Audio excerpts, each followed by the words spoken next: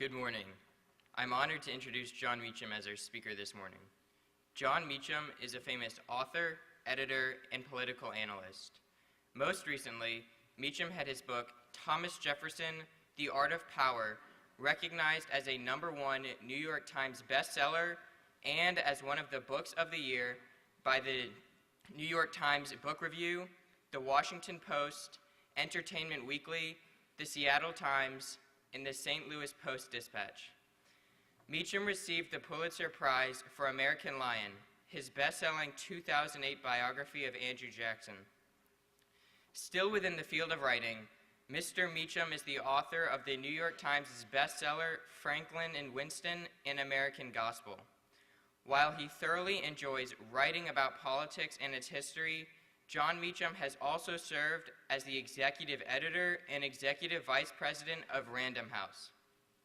To top that off, he has run the conversation online through his work at Random House for individuals interested in learning more about current events. Additionally, Mecham is a contributing editor to Time magazine, a former editor of Newsweek, and has written for the New York Times and the Washington Post, among other publications. To my amazement, he still finds the time to be a regular contributor on Meet the Press, Morning Joe, on which I've seen him interviewed many times, and Charlie Rose. A fellow of the Society of American Historians, Mecham serves on the boards of the New York Historical Society, the Churchill Center, and the Macaulay School. During the 2013 fall term, he was a distinguished visiting professor at Vanderbilt University. He is a former trustee and regent of the University of the South and has served on the vestries of St. Thomas Church, 5th Avenue, and Trinity Church, Wall Street. Born in Chattanooga in 1969, Mecham was educated at Macaulay and at the University of the South, where he was salutatorian in Phi Beta Kappa. However, his interest in politics peaked well before attending college, when he had the opportunity to observe his grandfather in all of the research and writing that Judge Mecham had accumulated. John went on to begin his official career as a reporter at the Chattanooga Times. He and his wife live with their 3 children in Nashville and in Sewanee. Please help me in giving a warm welcome to John Mecham.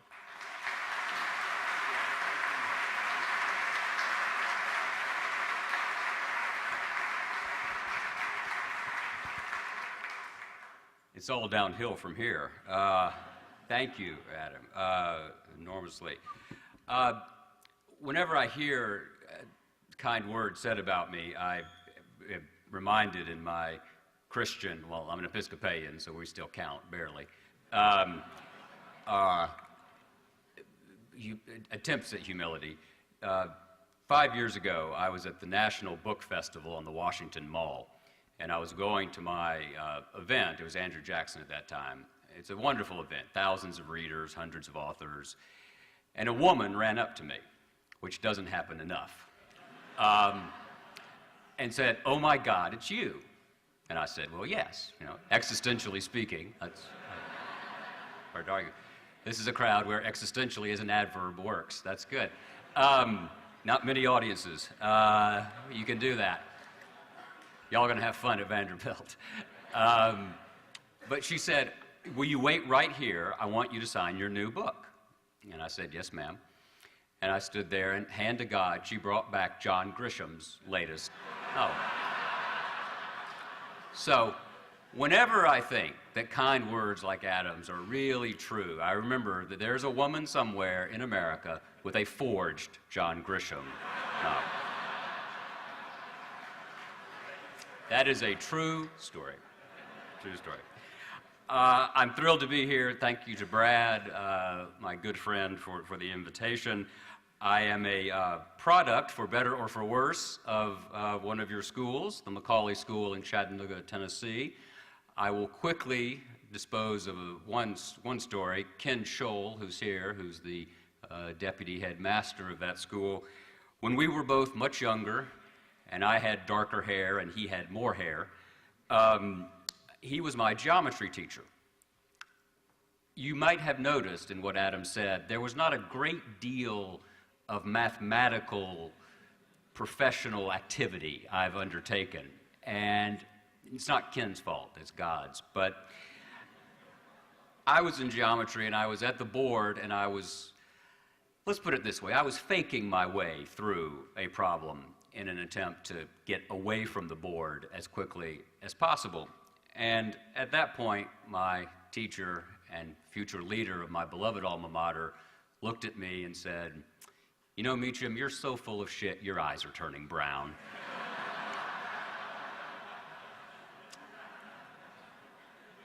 I accepted a position on the Board of Trustees, particularly because of that.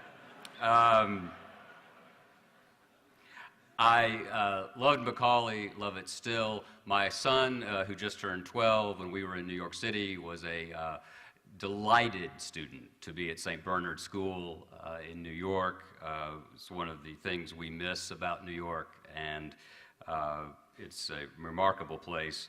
And I was able, as part of St. Thomas Church, to be part of the St. Thomas Choir School in New York. So I think I understand your work, if only because I have been the beneficiary of it myself or my family has been. So I wanted to talk both as a historian and as a father. My son, as I said, just turned 12 years old. I'm not quite sure why, as a 12-year-old, he has to wear neon clothes. He looks like a can of Sprite most days. But hoping that that's a phase, moving beyond, I was trying to think of the figures I've written about. Thomas Jefferson, Andrew Jackson, Franklin Roosevelt, and Winston Churchill, Groton and Harrow. Of those figures, what are their characteristics that I would want him, as a grown man, to embody? There are many vices that I would want him to avoid, and we'll talk about those. But of those virtues, as I thought about it, I would love for my son to have Thomas Jefferson's curiosity, to have Andrew Jackson's resilience, to have Franklin Roosevelt's charm, and to have Winston Churchill's courage. That would be a pretty good package. And so I wanted to run through how each of those men came to embody that virtue, and then perhaps how do we impart those in the fullness of time. I'm with Emerson, who said that there's properly no history, only biography. I believe that the destinies of man are determined for better and for worse by the individual actions of men and women. Yes, abstract forces, demography, weather, geography play enormous roles, but ultimately it is human action that shifts this way, history this way or that way. To underscore the point, I offer an example to you. In 1932, December 1932, President-elect Franklin Roosevelt was sitting in the back of a car in Miami next to the mayor of Chicago when a would-be assassin came up to Roosevelt intending to shoot him and instead killed the mayor. In that same period, Winston Churchill stepped out on Fifth Avenue and looked left instead of right. He thought he was in London and was hit by a car and was nearly killed. Is there anyone who really believes that the history of the 1930s and the 1940s, and therefore the shape of the world in which we live, would be the same if both Franklin Roosevelt and Winston Churchill had been killed before the rise of Hitler? I don't think so. And that's not just because I wouldn't have wanted to have written a book called Clement and Wendell, but all politics is local, so I will say that. So we try to work through, right, all of us, what George Eliot called the dim lights and tangled circumstance of the world. And I concentrate on public people because that's the way we conduct our common business. My theory of this is that we don't learn as much from the past, from the lives of the past, by looking up adoringly or looking down condescendingly. We learn the most when we look them in the eye, and we try to take them on their own terms according to the moral tenor of their time. If we rip them out of context and plop them down in our time, then we're not actually doing justice, I think, to biography as it should be practiced. So what have I seen when I've looked these four characters in the eye? With Jefferson, it is this abiding curiosity, this remarkable appetite to know everything he possibly can. He got it from his father, as a lot of us get lots of things from our fathers. His father was an explorer, was a surveyor. He was a big man, Peter Jefferson. He was the kind of man other men wanted to be. He drew one of the first maps drew the boundary line between North Carolina and Virginia. He was a shaper of reality. And Jefferson looked at that and saw his father was a respected figure, someone other men looked up to. His father died when he was 14. He inherited his father's library. It was the first library of 3 that Jefferson would have. Jefferson would have been a very, very popular user of Amazon Prime. It would have been, the boxes would have stacked all the way up at Monticello. He inherited the books. There were books about travel, there were books about geography, there was Shakespeare, there was Addison and Steele, there was The Spectator. He engaged in the life of the mind, and with that geographic overlay, with the story of his father, the sense that there was land to be charted, there were things unknown to be known, that drove Jefferson's curiosity. And the critical moment, and I've always thought this is one of the things that makes teaching so central, is I don't think the country as we know it would exist if not for a man called William Small, who was Thomas Jefferson's philosophy teacher at William and Mary in Williamsburg.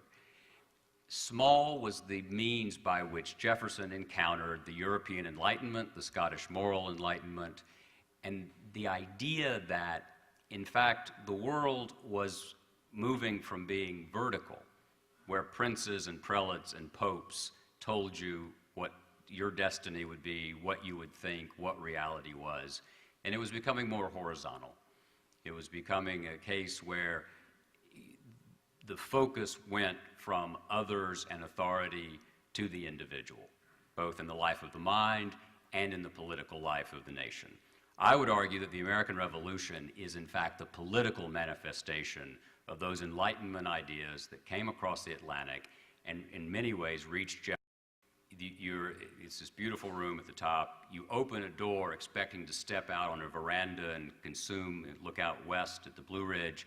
You open the door and you walk into an attic. He didn't quite get the measurements right. He would not have done very well in Mr. Scholl's geometry class. That's my one Jeffersonian characteristic. What he did, though, by choosing the political life, is he really codified curiosity. What was Lewis and Clark? What was the expedition, but in fact an attempt to know more, to control more, yes, but to know more. He was pushing for an expedition west as early as the 1780s, was always trying to raise the money for it. Does it sound familiar? Was always trying to raise the money for a great project and couldn't quite get there. But he did it.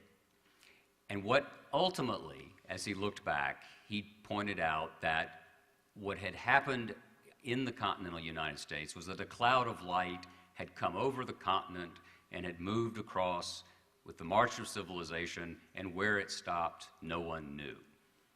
And he ended his life on the note that no one knew what else was there. It was that endless, endless curiosity. It would be difficult to find a more different man than Thomas Jefferson in the context of the early American Republic than Andrew Jackson. Jefferson got mad and wrote letters. Jackson got mad and shot people. That is not just the difference between Virginia and Tennessee, but I have to quickly tell you, last President's Day, I'm kind of the go-to guy for obscure federal holidays. I was at my children's school nearby, which is a little school, kindergarten through, I guess, 8th grade. And you all know this. How do you talk about the presidency, talk about big topics and try to keep an audience from kindergarten to 8th grade going? So I was on my way over that morning, and it occurred to me that blood and vomit would do it. So I said, I know you all think presidents are Olympian figure. I'd already lost them right there. So I think I said, like Olympics, like gymnasts, So I know you think presidents are distant figures, but they bleed. It was very Shakespearean. They bleed, they get sick. When Andrew Jackson, who was president, was particularly angry about a charge made against his wife, it happened to be true, but we're not going to worry about that. As Dr. Kissinger used to say, it has the virtue of being true. Jackson challenged the man to a duel. They faced off. Jackson, who always made his opponent fire the first shot. It's the key thing about Andrew Jackson. He always took the second shot, politically and otherwise. Charles Dickinson shot him. The bullet went into his chest, where it remained most of his life. Jackson's boot filled with blood as he leveled his own pistol and killed the man dead. And that, there were some nods from the K through 8s. And then I said, working hard, I got to tell you, I said, now, and I just want to ask, have any of you ever thrown up on someone? I am here to report that a disturbingly high proportion of Nashville school children have thrown up on someone. I haven't done it since Brad and I were at Sewanee. Those of you who don't know the University of the South, the best way to think of it is Downton Abbey meets Deliverance.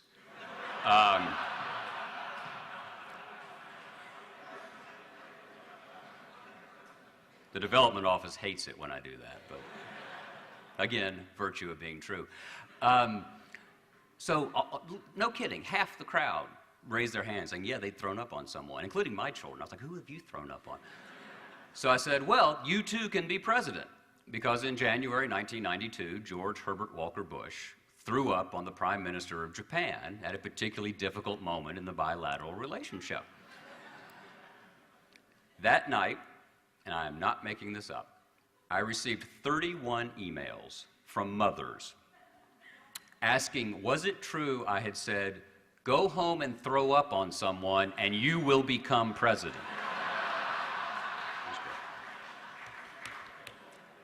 I have not been invited back. Jackson fired that second shot. Jackson came from the farthest reaches of white society. Jefferson came from the very top. Jackson came from the very bottom. Jackson never knew his father. His father died before he was born. There's an essay to be written, an important study to be done on the fact that men who become president tend to either have an incredibly strong, domineering father, Bush, Kennedy,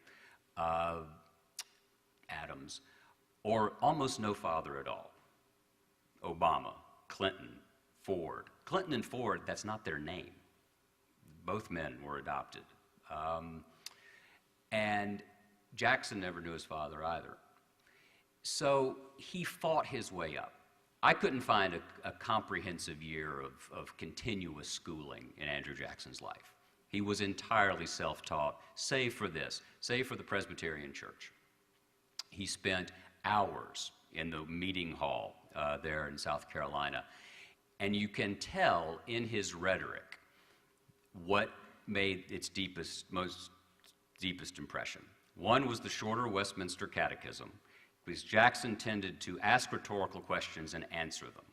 He would say in his announcement to his soldiers in the War of 1812, with apologies to our British friends, he would say, what is an American? He would say, we are not the serfs of the Tsar. We are not the subjects of a king. We are free-born citizens of America. What is man's chief end? Man's chief end is to glorify God and to enjoy him forever. It came straight from that. Question and answer, question and answer. The other was the Bible. And when Jackson got mad, like a lot of us, details got a little tricky with him. So once he was trying to attack Henry Clay, I think it was. And he said that nothing had happened so terribly since David had killed his son Jonathan. There's a lot wrong with that. I can't really, and y'all clearly know, so we'll just move on. But he tried. Andrew Jackson said his only regrets in public life were that he had not shot John C. Calhoun, his vice president, and hung Henry Clay, the Speaker of the House. No American president felt that way about their running mate until John McCain. True story. True story. Not really. Although, knowing Senator McCain, it might be. The resilience Jackson showed to fight his way from a fatherless childhood all the way to the top of American life is a story of absolute resilience, of a refusal to give in, and of a devotion to the idea of the American Union. He lost his family in the Revolution. His mother and his brothers died. He was a prisoner of war of the British. A soldier hit him over, he was 14 years old, a British soldier hit him in the head with a sword. He had a scar the length and width of a man's finger in his head the rest of his life. Everything in his political philosophy would have made him side with the early nullifiers, secessionists who broke the country apart in the 1860s, but for his emotional bond to the American Union. He believed that his family's blood had consecrated the country and that we were one great family, his phrase, one great family, and families settled their disputes internally. You did not break apart. He acted, though he had not been a son in any formal sense, nor did he have children, like George Washington. He acted as a father to the country. He spoke explicitly in fatherly terms. When South Carolina was causing trouble, which tends to happen, as we know, he said, I speak to you with the feelings of a father to retrace your steps and to come home. This was 1832.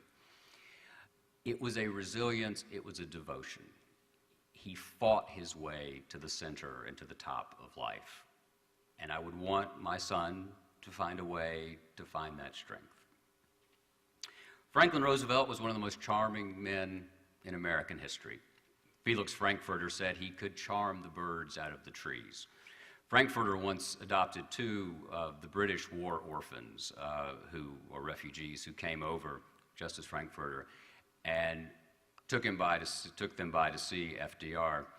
And President Roosevelt chatted with them, and he realized he was getting through to one but not the other. And it bothered the old politician. So he called Frankfurter later and he said, I thought, one was quite happy to be with me and the other one wasn't. Send the other one back over. So the President of the United States, the Commander-in-Chief of a nation at global war, spent another hour trying to charm an 8-year-old British student because he didn't understand why that child would not love him. I had a teacher once who gave me the best definition of charm I've ever heard, which is that charm is the capacity to make other people love you without knowing why. It's a wonderful phrase. Charm is the capacity to make other people love you without knowing why. FDR, graduate of Groton School, Harvard, Columbia Law School, though the Columbia Law School part didn't catch very well, was not, as a young man, someone we would have wanted to go fishing with, go on a road trip with. He was sort of a fancy, conceited young man. In 1920, he ran for vice president, was seen as foppish. But then what happened in 1921? August 1921, he struck down with infantile paralysis. And in the great story, he builds himself back. He wills himself back to the highest level of American life. And he learns, because he is immobile, that he has to make the world around him pleasant, since he can never leave a room to find something else more pleasant. So the reality of his life was that he had to change it, or it wasn't going to be changed. Transfer that to his political life. He comes to power at an hour when democracy is in the dock. There is Soviet totalitarianism on one hand, there's fascism on the other. There are a lot of options. There are three options on how the world is going to go. And democratic capitalism was not necessarily going to win out. FDR said the two most dangerous men in America were Douglas MacArthur, who could lead a right-wing rebellion, and Huey Long, who could lead a left-wing rebellion. He understood that it was, again, an existential crisis. This was the reality he faced. And because he had had to charm his way both into office and into the hearts of those around him, he forced that charm, he forced that history-bending reality to his purposes. And he did it by recognizing in others the best that they could be or that they wanted to be seen. All of us, right, wish to be seen as we see ourselves, seems to me. We want to be seen as people who have much to offer. FDR, as a leader of, again, men in that case, was in fact one of the great masters of this. In part because if he was in a meeting, he couldn't get rid of the person unless he sent them away happy. He couldn't stand up and say, thanks, I'm sure none of you all do this. He couldn't stand up and say, thanks for coming by, we'll get back to you on that. He was stuck there. Eleanor Roosevelt once said, one of the things people don't understand about Franklin is when he says yes, yes, yes, he means go, go, go. But that charm, that capacity to will yourself from an uncongenial hour to a congenial world is one that I think, again, I hope my 12-year-old comes to. And now Winston Churchill. This is the most ecumenical, half American, half English. He was an unhappy schoolboy, as we all know, I think famously. My Early Life is his best book. I think he describes being at school. He describes the very few encounters he had with his father. Do you all know The Dream? Do you know that story of Churchill's? Late in his life, it happened right after the war, 1947. It wasn't found until after his death. He's preparing a portrait of his father, who spent very little time with him, and has a vision that his father suddenly appears before him, and they have a conversation about what's happened since Lord Randolph died 50 years before.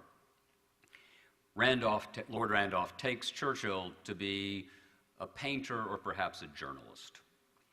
And he unfolds, Churchill tells him what's happened with the wars, tells him what's happened with British politics, with a great acuity, as you would imagine.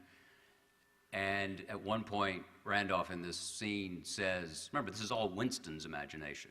Lord Randolph says, well, Tory democracy, that's the way to connect the past and the future. And Winston Churchill says, yes, you brought me up to that. And Lord Randolph says, in his son's imagination, I didn't bring you up to anything. You were a dull boy. And I'm surprised you've gotten this far to have Chartwell.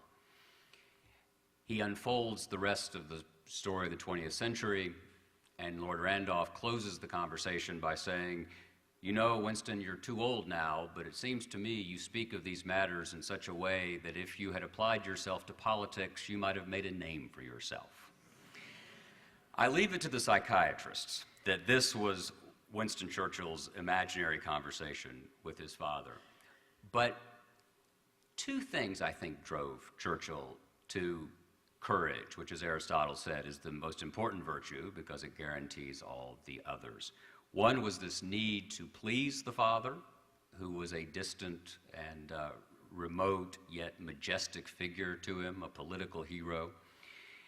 And the other was Churchill's own sense of the national greatness, the mythic vision of Britain as a grand and glorious power.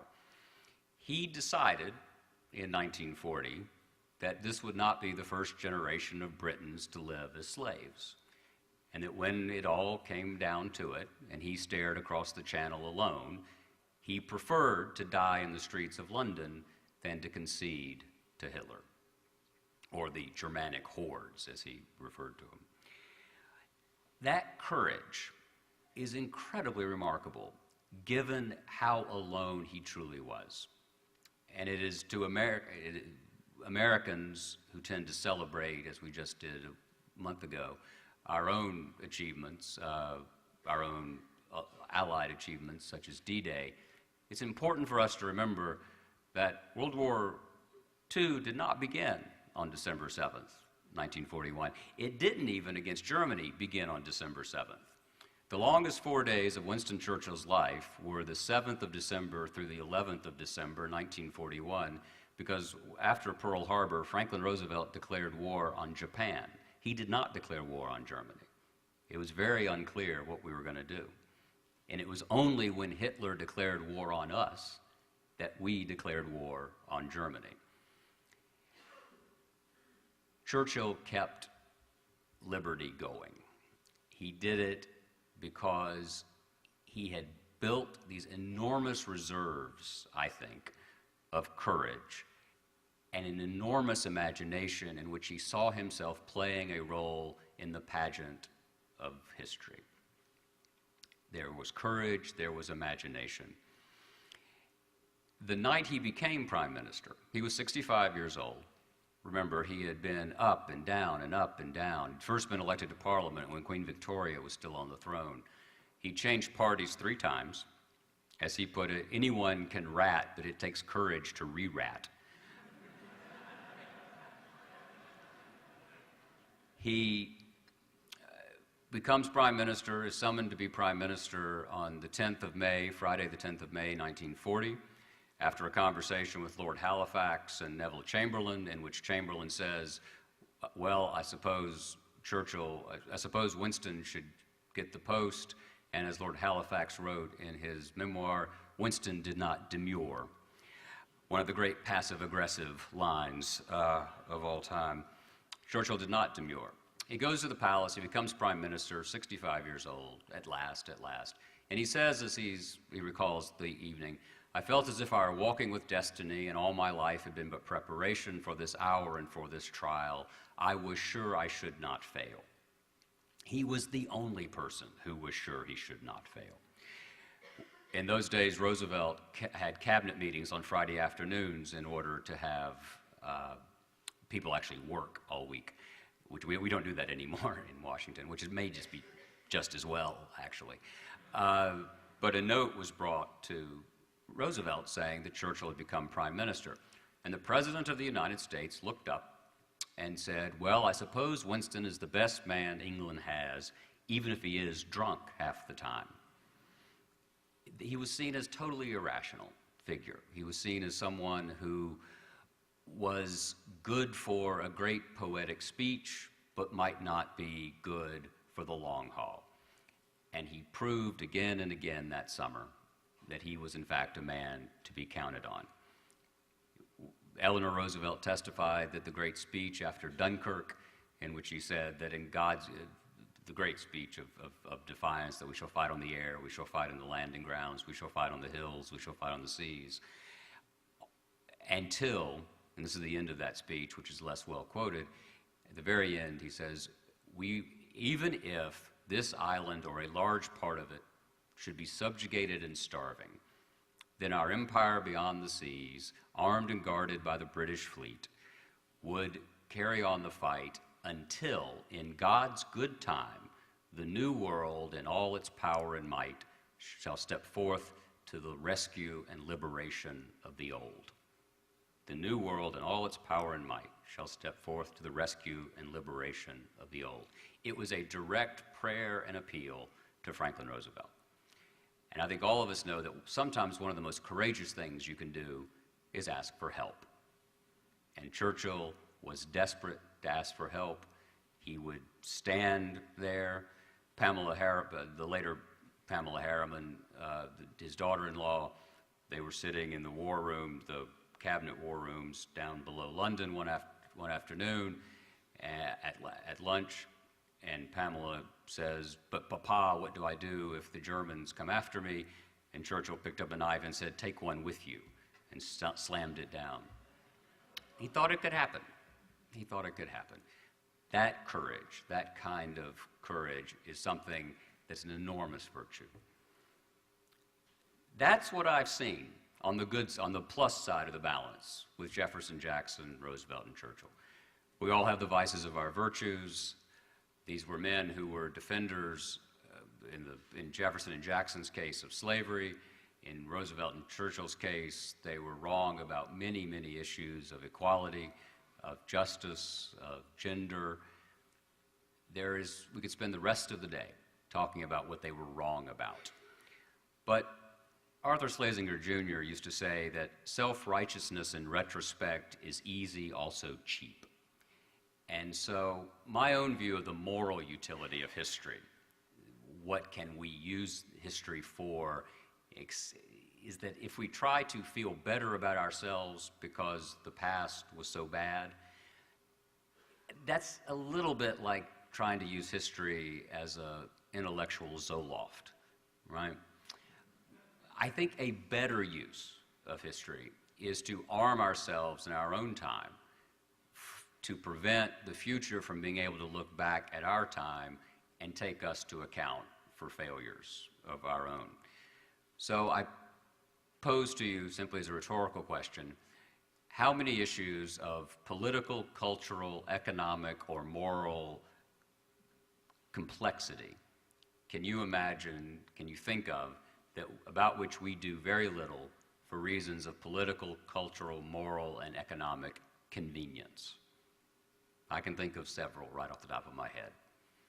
So there's plenty for us to work on in our own time, and that's another lesson I would want my son to have. How do we impart these virtues? This is your job, but I'll just tell you how I learned them. And it was reading the stories. It was being told the stories again and again. I was blessed at Macaulay, I was blessed at Sewanee by teachers who encouraged me to read all the time. Robert Penn Warren, here in Nashville, so you have to hear about Robert Penn Warren, wrote a late poem in which he said, tell me a story, in this century and moment of mania, tell me a story, make it a story of great distances and starlight, tell me a story of great delight. That's how I think biography ultimately is translated.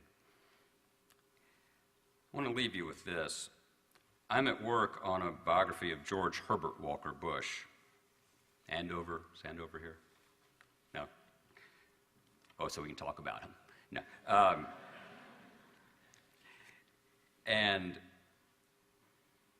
I'm titling the book The Last Gentleman, because I think that the senior President Bush actually was the last gentleman of 20th century politics. He was someone who put the larger good of the country above his own political fortunes quite explicitly and in real time. And that title came to me when because I lead a really exciting life, I was reading a little bit of John Henry Newman, because what else would you do of an evening? This is Cardinal Newman's definition of a gentleman from the idea of a university. He has his eyes on all his company. He is tender toward the bashful, gentle towards the distant, and merciful toward the absurd. He can recollect to whom he is speaking. He guards against unseasonable allusions or topics which may irritate. He is seldom prominent in conversation and never wearisome. He makes light of favors when he does them and seems to be receiving when he is conferring. He never speaks of himself except when compelled and interprets everything for the best. Not a bad philosophy for all of us. Thank you very much.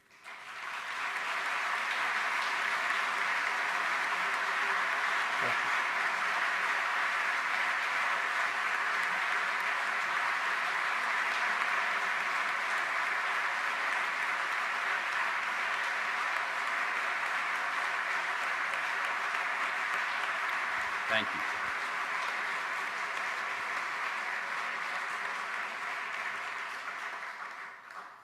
Thank you. We have time for a couple of questions. If anyone would like to ask one, as long as it's not geometry, I'm happy to. Yes, sir.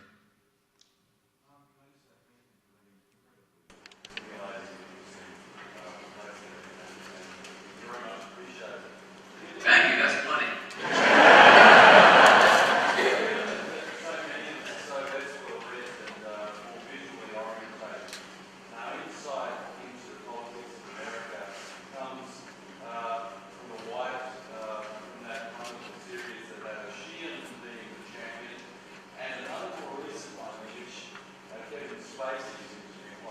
Oh, yes.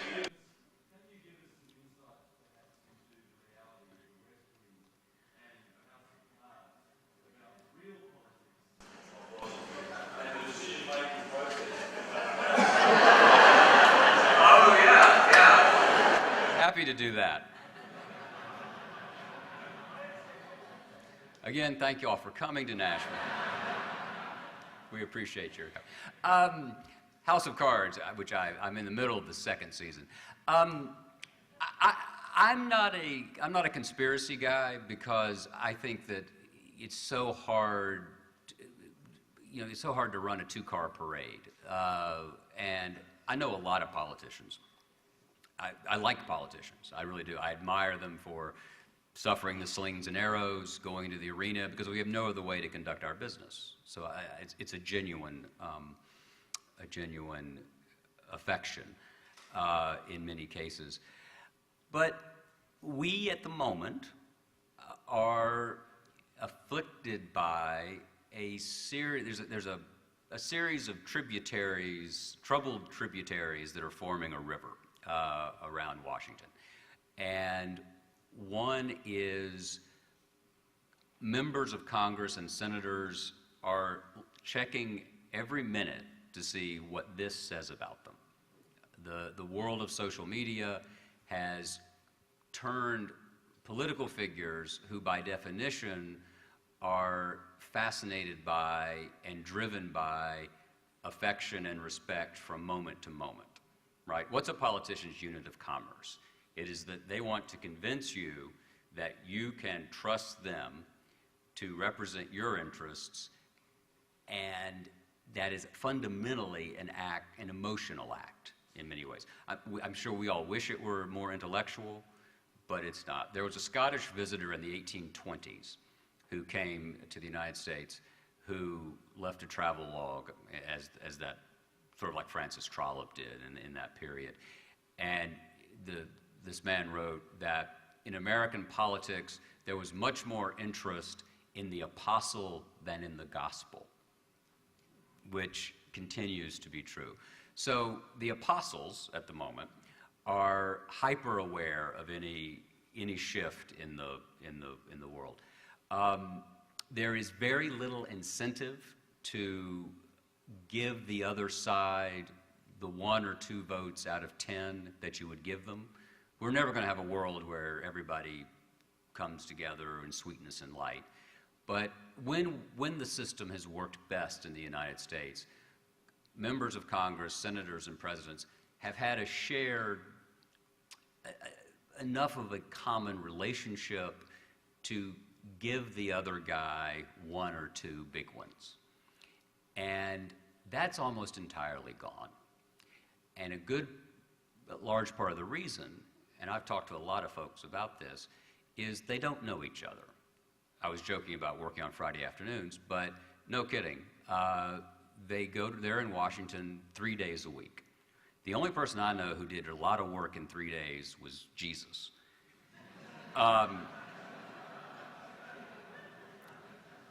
And these folks ain't Jesus, despite what a lot of them think.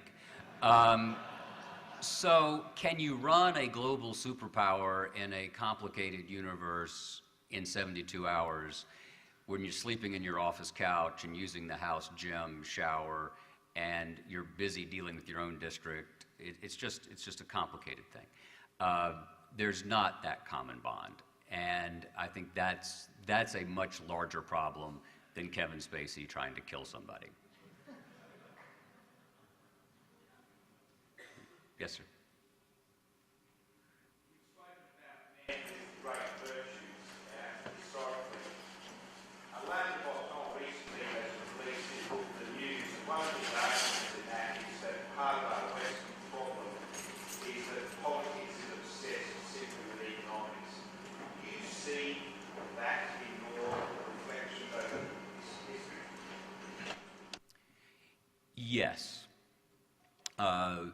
Charles Beard was the great historian who wrote a book, one of the most influential books in historiography, called An Economic Interpretation of the Constitution, in which he offered the critique that the men who framed the American Constitution were protecting their property.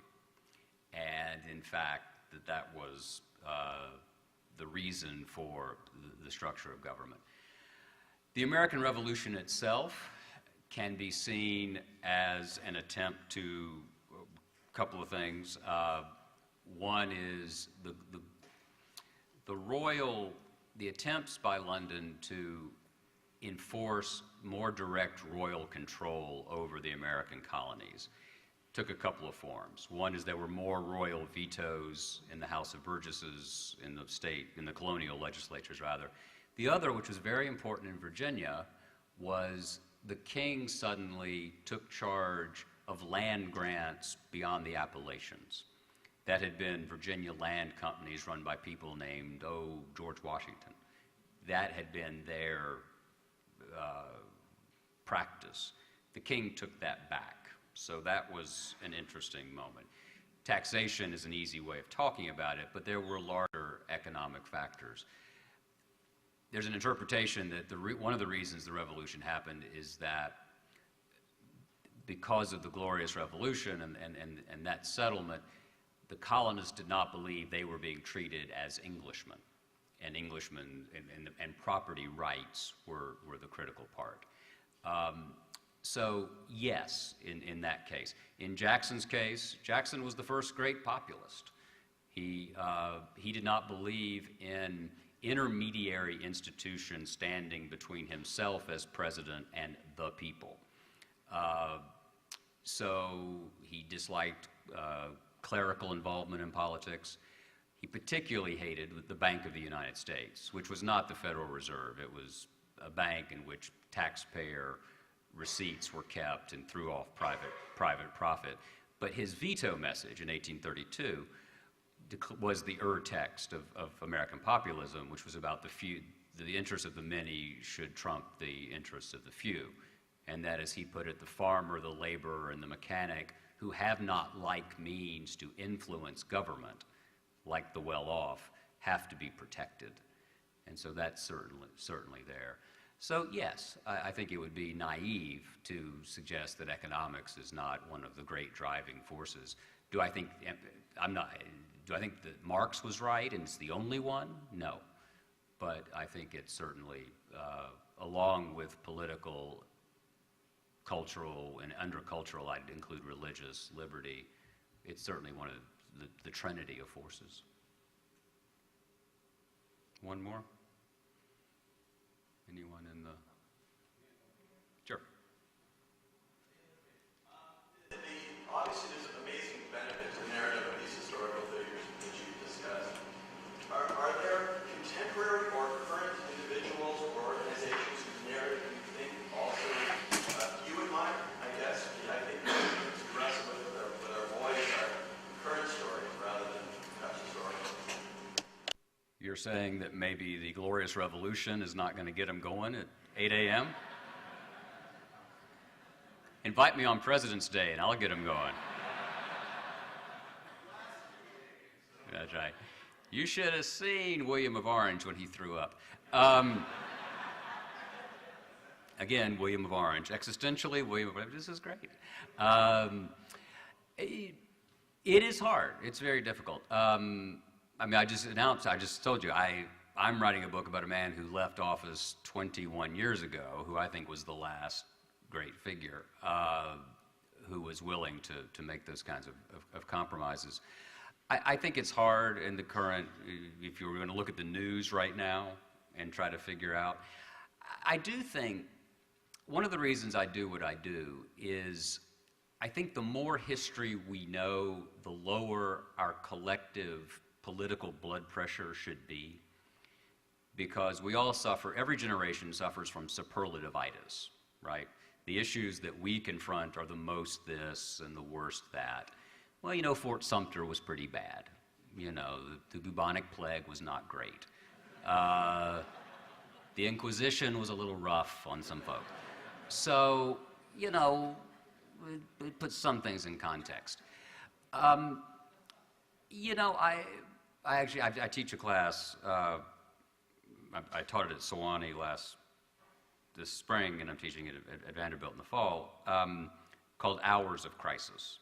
And take one a week from why do we declare independence in July of 1776 instead of, say, April 75 when you had blood on the ground, which was much more emotional.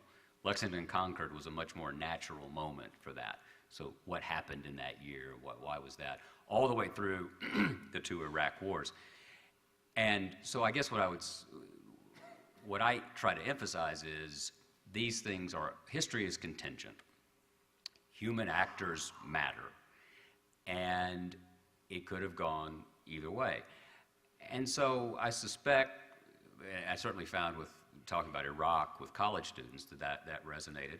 But I guess an interesting question maybe for older boys would be to lay out, all right, here's what Fox News says about Syria, and here's what the White House says about it. Let's talk about what you would do. You know, just case studies are the best way, I think, to do it. Because when you write the kinds of things I write, you always need that moment of decision, that hour, that then, you know, to use an Aristotelian formulation, the particular that creates the universal.